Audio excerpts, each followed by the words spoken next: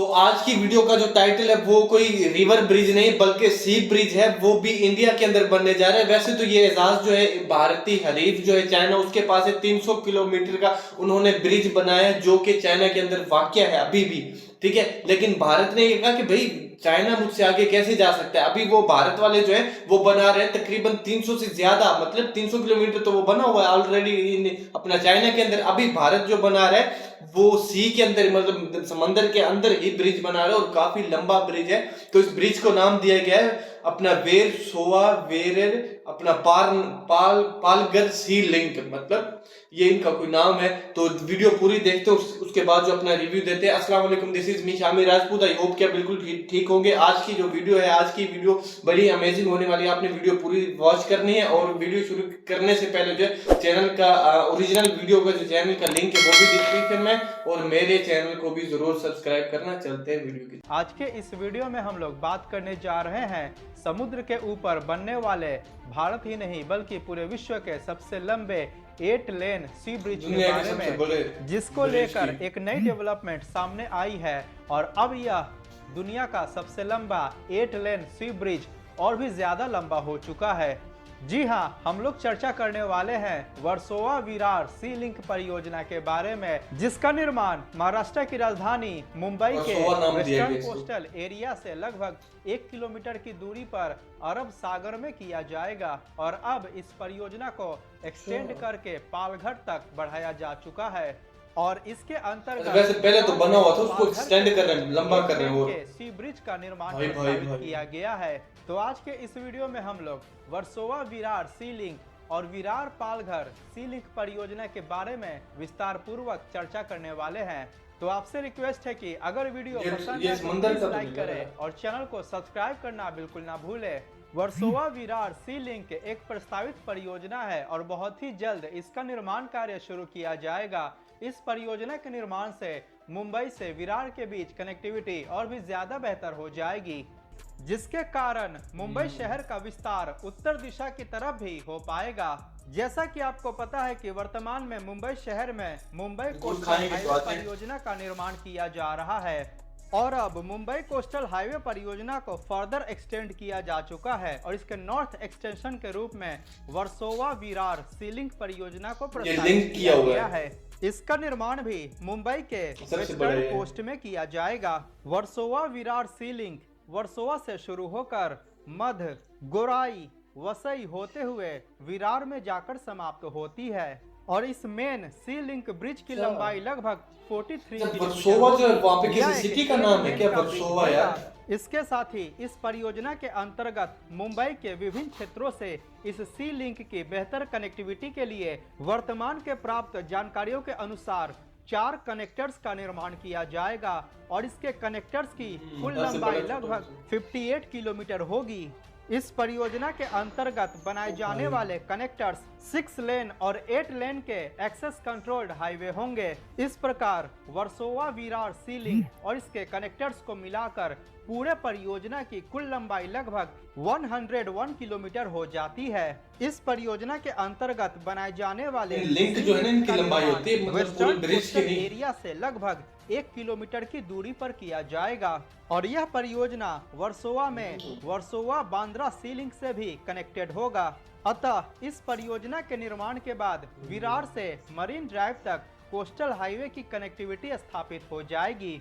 सबसे पहले वर्सोवा विरार सी लिंक परियोजना के निर्माण को 2018 में प्रस्तावित किया गया था। उस समय इस परियोजना के निर्माण में लगभग 30,000 करोड़ रुपए खर्च होने का अनुमान लगाया गया था, लेकिन 2018 के बाद से इस परियोजना के एलिमेंट्स में और भी ज्यादा एडिशंस हुए।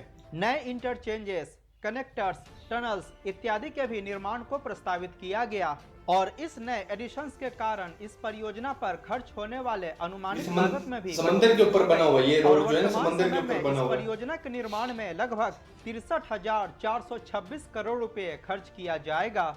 इस प्रकार इस वीडियो के बनाए जाने तक यह मुंबई का और महाराष्ट्र राज्य का सबसे महंगा हाईवे परियोजना होगा।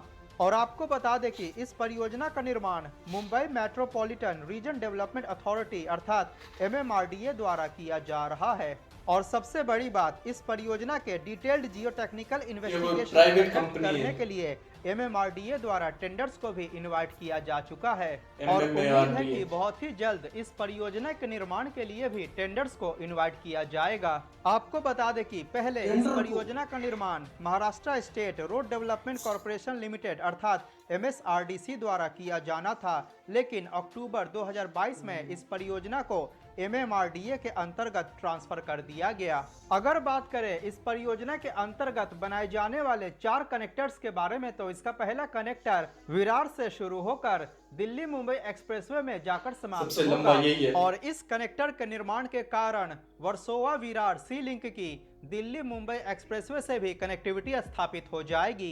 इस कनेक्टर के अंतर्गत 8 लेन के एक्सेस कंट्रोल्ड हाईवे का निर्माण किया जाएगा और बाकी के कनेक्टर्स के अंतर्गत 6 लेन के एक्सेस कंट्रोल्ड हाईवे का निर्माण किया जाएगा। इसका दूसरा कनेक्टर वसई से शुरू होकर सातीवली के पास नेशनल हाईवे नंबर 48 में जाकर समाप्त होगा। इसका तीसरा कनेक्टर उत्तन बीच के नजदीक से शुरू होकर मीरा भाईंदर के पास जाकर समाप्त होगी और इसका चौथा कनेक्टर मनोरी बीच के पास से शुरू होकर चारकोप में जाकर समाप्त होगी। इस परियोजना के अंतर्गत बनाए जाने वाले कनेक्टर्स ग्रीनफील्ड और ब्राउनफील्ड हाईवे का कॉम्बिनेशन होगा और इन कनेक्टर्स के निर्माण से मुंबई के अलग अलग क्षेत्रों से सी लिंक पर आसानी से पहुंचा जा सकेगा। आपको बता दें कि वर्तमान समय में विरार से नरीमन पॉइंट के बीच की यात्रा को लगभग 3 घंटे में पूरा किया जाता है और ट्रैफिक जैम की स्थिति में यह ट्रेवल टाइम और भी ज्यादा बढ़ जाता है। परंतु वर्सोवा विरार सी लिंक और मुंबई कोस्टल हाईवे परियोजना के निर्माण के बाद विरार से नरीमन पॉइंट के बीच की दूरी को मात्र 1 घंटे में पूरा किया जा सकेगा। इतना ही नहीं, अब इस परियोजना को फर्दर नॉर्थ में एक्सटेंड करके पालघर तक बढ़ाया जा चुका है। तो अब बात करते हैं विरार पालघर सी लिंक परियोजना के बारे में। यह भी एक प्रस्तावित परियोजना है और इसके अंतर्गत भी 8 लेन के सी ब्रिज का निर्माण किया जाएगा और पालघर की सी लिंक से कनेक्टिविटी के लिए एक कनेक्टर का भी निर्माण किया जाएगा। इस परियोजना के अंतर्गत बनाए जाने वाले मेन सी ब्रिज की कुल लंबाई 21.8 किलोमीटर होगी और पालघर को कनेक्ट करने वाले कनेक्टर की कुल लंबाई 7.3 किलोमीटर होगी। इस प्रकार इस पूरे विरार पालघर सी लिंक परियोजना की टोटल लंबाई 29.1 किलोमीटर हो जाती है। इस परियोजना का मेन सी ब्रिज एक 8 लेन का ब्रिज होगा और इसके अंतर्गत बनाए जाने वाले पालघर कनेक्ट 4 साइड मतलब 4 गाड़ियां मतलब सीधी जाएंगी, 4 आएंगी और ब्राउनफील्ड हाईवे का कॉम्बिनेशन होगा। अतः वर्सोवा विरार सी लिंक और विरार पालघर सी लिंक परियोजना की टोटल लंबाई लगभग 130.1 किलोमीटर हो जाती है और इस परियोजना के पूरी तरह से बनकर तैयार हो जाने के बाद पालघर से नरीमन पॉइंट के बीच की दूरी को मात्र 1 घंटे 30 मिनट में पूरा किया जा सकेगा, जिसको कि वर्तमान में पूरा करने में 3 घंटे से भी ऊपर का समय लग जाता है।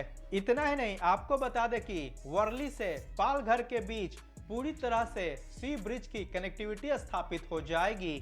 आपको बता दें कि विरार से पालघर के बीच कनेक्टिविटी स्थापित करने के लिए कोस्टल हाईवे परियोजना के निर्माण पर भी विचार किया जा रहा है और इस परियोजना की लंबाई लगभग 26.3 किलोमीटर होगी, जिसके अंतर्गत 15.4 किलोमीटर लंबा भाग ग्रीनफील्ड होगा, जिसका निर्माण विरार से केलवा के बीच किया जाएगा और इस परियोजना का ब्राउनफील्ड सेक्शन जिसका निर्माण केलवा से पालघर के बीच होगा और इसकी लंबाई 10.9 किलोमीटर होगी।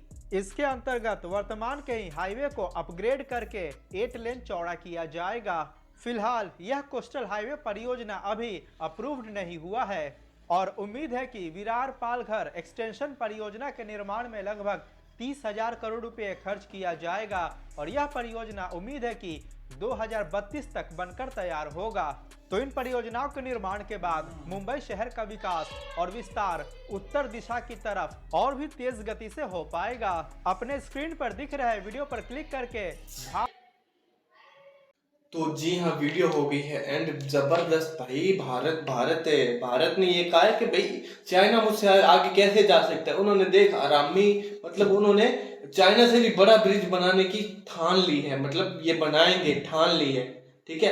तो अभी जो है ये ब्रिज जो है ना, मतलब आप ये सोच रहे होंगे शायद ब्रिज जो है ना डायरेक्ट मतलब समंदर के अंदर सीधे ही बना दिए जाते हैं। ये ब्रिज बनाने का मकसद क्या होता है? ब्रिज जो बनाए जाते हैं एज अ ट्रैफिक के लिए ही बनाए जाते हैं, उसके ऊपर कोई हाथियों ने तो नहीं चलना होता, ट्रैफिक के लिए ही बनते हैं। लेकिन वो जब किसी मतलब सिटी के अंदर जब ट्रैफिक जैम का मसला हो, काफी बड़ी सिटी हो जैसे दिल्ली है या कराची हो गया, मतलब ऐसे पाकिस्तान की ये सिटी है, तो वहां पे जब ब्रिजेस बनाए जाते हैं ना, वो ब्रिजेस समंदर के बिल्कुल अंदर जाके मतलब बीच में नहीं बनाए जाते, वो साइड पे बनाए जाते हैं। और जिस जगह गहराई कम हो, गहराई कम होने की वजह से वहां पे पत्थर वगैरह ये वो डाल के उनको कंपैक्ट करके अच्छी तरह अपना चला के उसके ऊपर फिर ब्रिज बनाए जाते हैं। और ब्रिज जब बनते हैं ना, मतलब एक 3 सिटी है ना, एक इस जगह है, एक इस जगह है, एक इस जगह, इधर यहाँ पे ब्रिज बना देंगे, ठीक है। वो सिटी से मतलब तीनों सिटियों को मिलाएगा और वो बाहर हो जाएगा, मतलब शहर से बाहर हो जाएगा। तो इसकी वजह से ट्रैफिक जैम का मसला भी कम होगा और अच्छे से ट्रैफिक जो है वो चल पाएगी। तो उम्मीद है कि ये वीडियो आपको अच्छी लगी होगी। अगर हमारी वीडियो आपको अच्छी लगी तो चैनल को सब्सक्राइब करना। मिलते हैं नेक्स्ट वीडियो में, तब तक के लिए अल्लाह हाफिज।